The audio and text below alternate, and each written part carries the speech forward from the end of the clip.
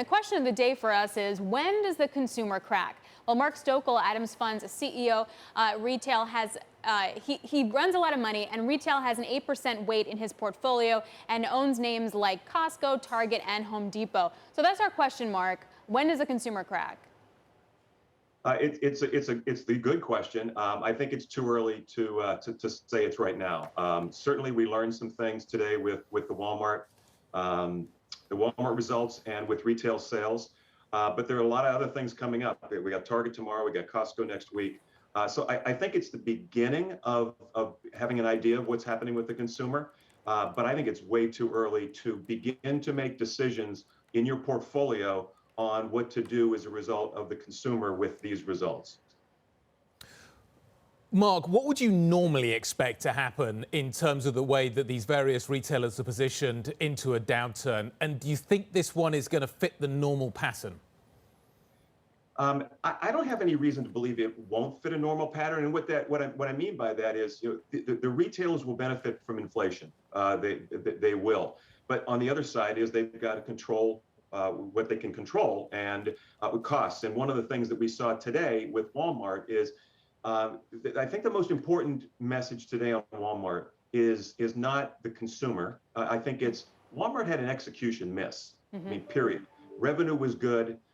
Same store sales were good, but a lot of costs and a lot of things that you might not expect Walmart to do really hurt the results. So I would, from this report, I would say that the low-end consumer is in pretty good shape.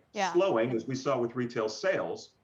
It's the fourth print in a row that's been positive, but they've been lower each of the last 4 months. So there is some slowing, which I think is good. That's what the Fed wants to see. That's what I think we all want to see, a slowing as opposed to a stop.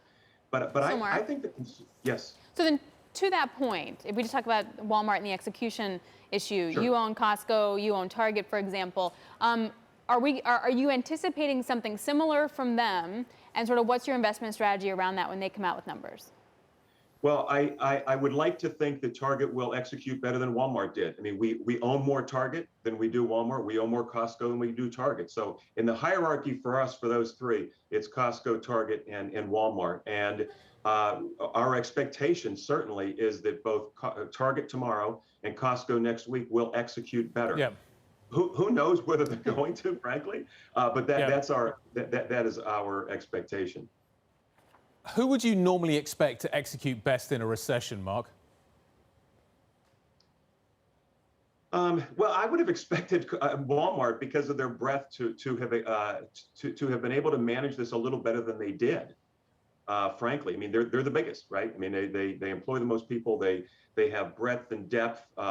The pilgrimage to their headquarters, if you're selling something, you're going to get beat up because that's what they do, and they're good at it. So I would have expected a little bit better out of them.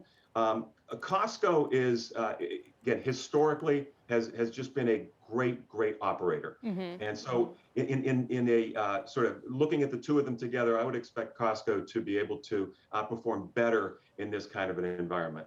Hey, Mark, a broader question. Just like 2 days ago, the question of the day would be like, do you invest for a recession? Or like, how do you prep for a recession? When do we see the peak in inflation? Based on those kind of questions, now married with a better consumer than we may have thought, what is the best allocation that you have right now to equities? You mean equities as opposed to within equities? Yeah, within equities. How do you hedge for possible recession risk and higher inflation while keeping track of a stronger U.S. consumer? Well, I think you default to who executes the best. And again, I mentioned Costco. I think Costco is among the best executors. Now, that being said, Target really did turn themselves around the last couple of years and has also been executing well. Because if you're talking about executing within inflation, it's trying to get your pricing right while making sure that you're able to control your costs. Walmart didn't do that. We do expect something different from both Target and Costco. Mark, what impact does gasoline price have on this equation? I can drive to a Costco, I can buy a lot of stuff, my basket is going to be bigger, and I may make savings as a result of that, but my cost to get there might be greater. How do consumers reconcile that equation? The gas prices are up and are up significantly. Therefore, they probably don't want to drive as far. But when they get to where they're going, they may get a better deal. How does that work? It's a great question, and I'd be fibbing if I told you I know exactly how that happens. But the one thing that I think is curious is that of the Costco's driving a far distance, Walmart is the same way. You have to drive there. Target, interestingly, and one of the reasons we like it is you don't have to drive as far generally for that. So their consumer is closer to their stores. But I think it's a hard. That's a hard thing to try to really understand, is how much you're going to gain by getting somebody there, because it costs them money to get there. I'm not sure I have a good answer for that. Mark, last question as we go. The market interpreted the retail number as more rates from the Fed, higher rates from the Fed, the front end selling off, the 2-year pop in 9-10 basis points. What's your best call right now for higher yields? How do you offset it? What's the top pick? Best call is I keep coming back to execution.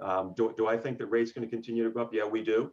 I think that what you just described sort of pretends that. So I think that it's important that you focus on companies that are delivering, that have executed and can control their costs. And again, for us, clearly for us, it's Costco and Target.